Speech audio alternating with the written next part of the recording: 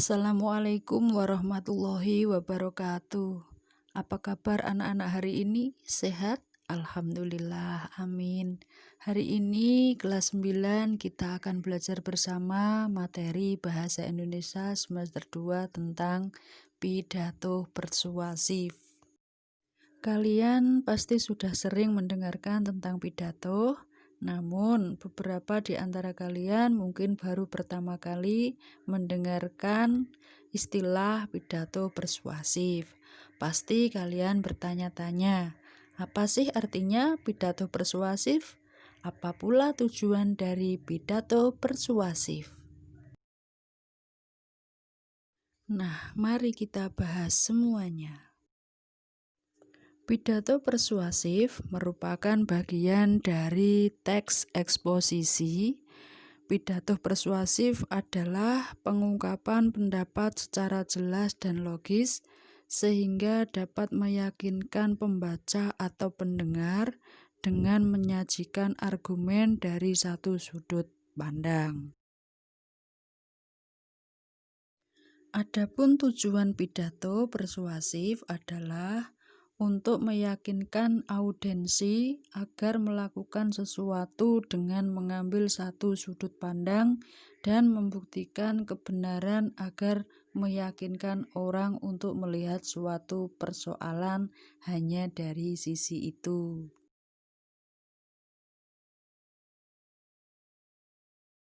Berikutnya kita akan berbicara mengenai cara-cara memersuasi. Ada etika, emosi, dan logika. Yang pertama adalah etika. Etika berkaitan dengan apa yang baik dan apa yang buruk, serta tentang hak dan kewajiban moral atau akhlak.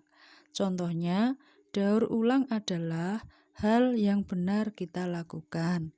Memubazirkan sumber daya kita yang terbatas sama dengan mencuri hak anak cucu kita di masa depan. Ini tidak bermoral. Selanjutnya, emosi berkaitan dengan luapan perasaan yang berkembang dalam waktu singkat. Contohnya, coba pikirkan jutaan hewan kehilangan rumahnya setiap hari akibat pohon yang ditobang. Jika daur ulang berkelanjutan, kita dapat menyelamatkan banyak hutan yang indah.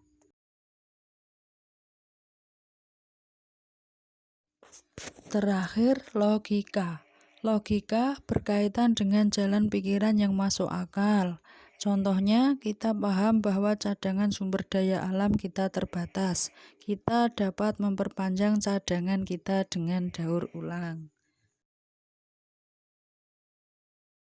Selanjutnya, berbicara mengenai struktur isi pidato persuasif.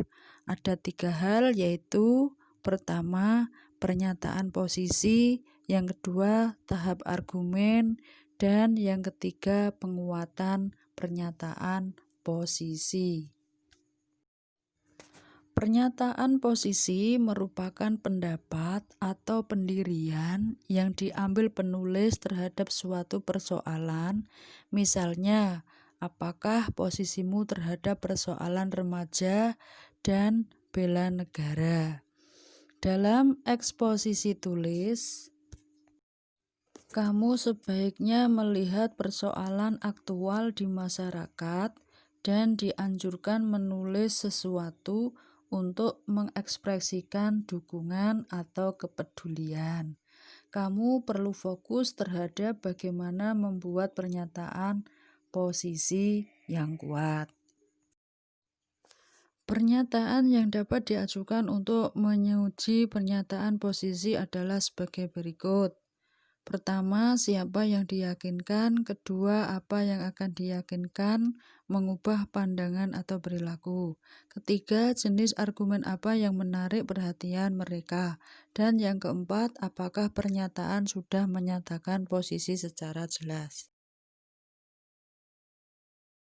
Berikutnya, tahap argumen. Argumen perlu dikembangkan dan didukung secara logis. Dibuktikan dengan alasan, contoh-contoh, bukti, pakar, dan informasi statistik.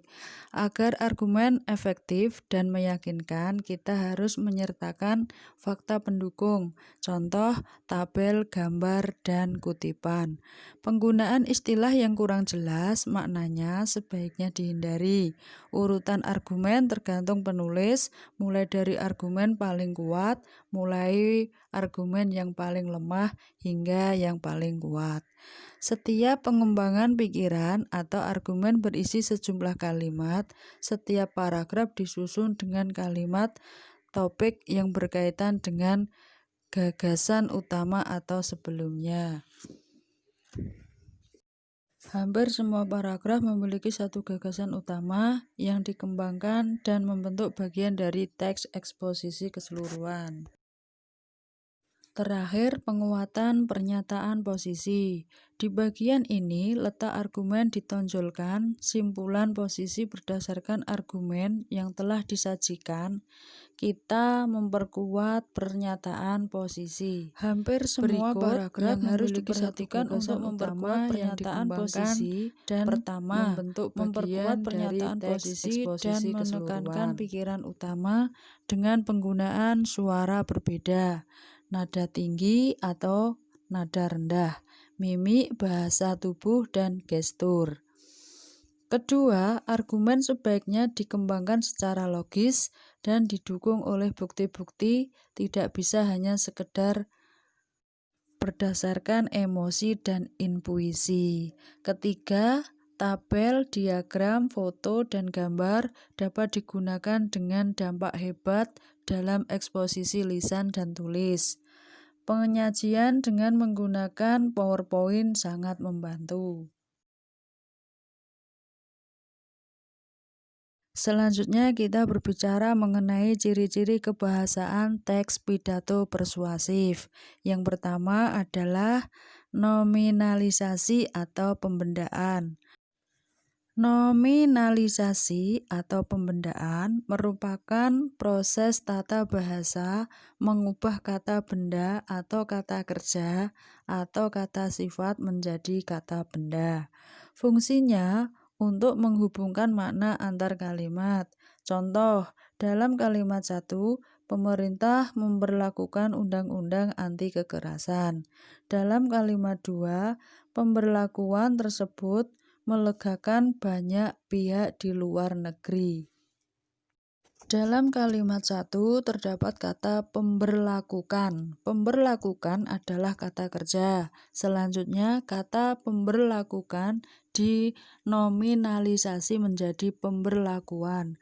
Contoh lainnya, membangun menjadi pembangunan, mendaur ulang menjadi pendaur ulangan, berhasil menjadi keberhasilan, merintis menjadi perintisan. Pembendaan digunakan untuk mengubah kalimat dari bentuk aktif di pasif. Misalnya, kita harus mendaur ulang sampah. Pendaur ulangan itu menguntungkan lingkungan dan menghasilkan uang. Informasi baru di akhir kalimat menjadi fokus untuk kalimat berikutnya.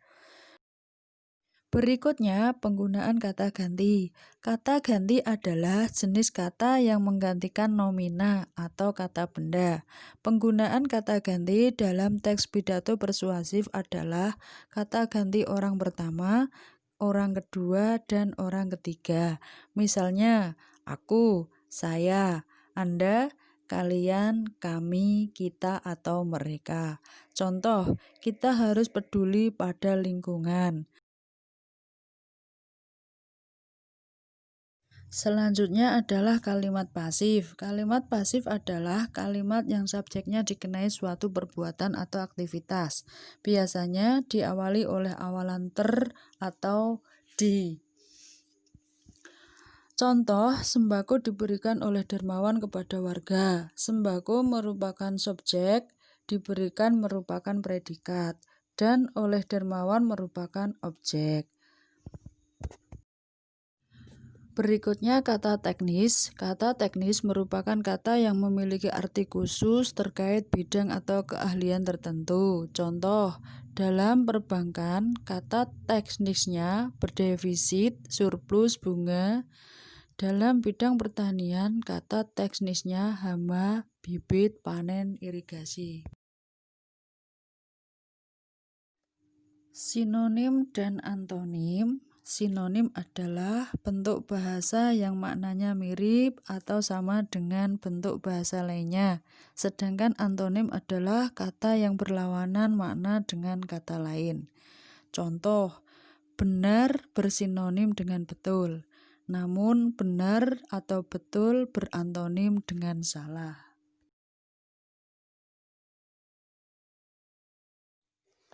Kata benda abstrak. Kata benda abstrak adalah kata benda yang berasal dari kata sifat atau kata kerja yang tidak merujuk objek, melainkan suatu kejadian atau hal yang tidak terlihat.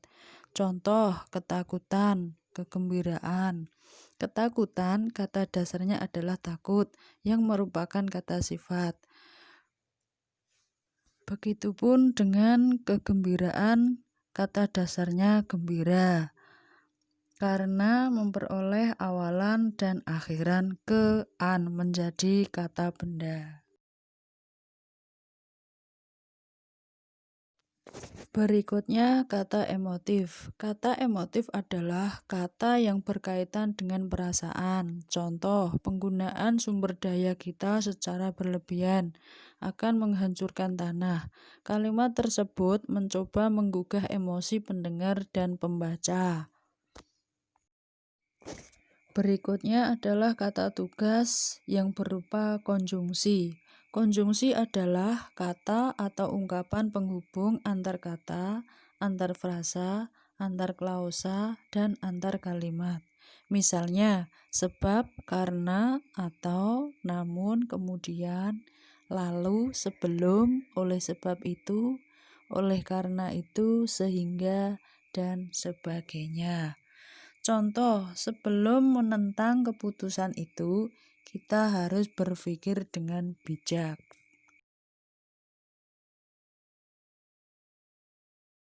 Yang terakhir adalah modalitas. Modalitas merupakan pernyataan yang menyuguhkan atau menginginkan kemungkinan atau keharusan. Misalnya, mungkin, dapat, akan, pasti, barangkali, nyaris, seharusnya, tentu, sebenarnya, dan sebagainya. Contoh, kami. Nah, kali ini materinya cukup itu saja ya. Jika kalian belum paham, kalian bisa mengulangi video ini berkali-kali, atau kalian bisa tanyakan di kolom komentar. Terima kasih. Wassalamualaikum warahmatullahi wabarakatuh.